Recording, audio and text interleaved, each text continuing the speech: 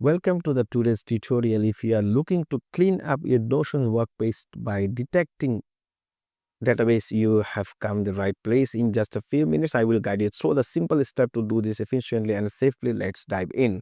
First, open your Notion app and website and log in. On the left sidebar, find the page containing the database you want to delete.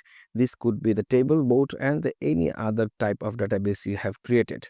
Once you have located to your database, however, it until you see a six-dot handle appear to the left side. Click this handle to reveal a drop-down menu filled with options.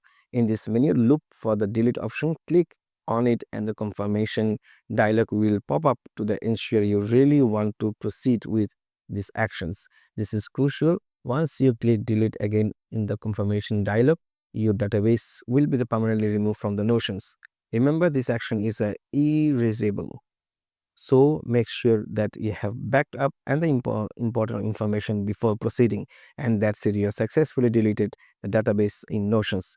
Keeping your Notion workspace organized is a key of productivity. By removing database you no longer need, you can focus on the what truly matters. If you found this tutorial helpful, don't forget to like and subscribe for more tech tips.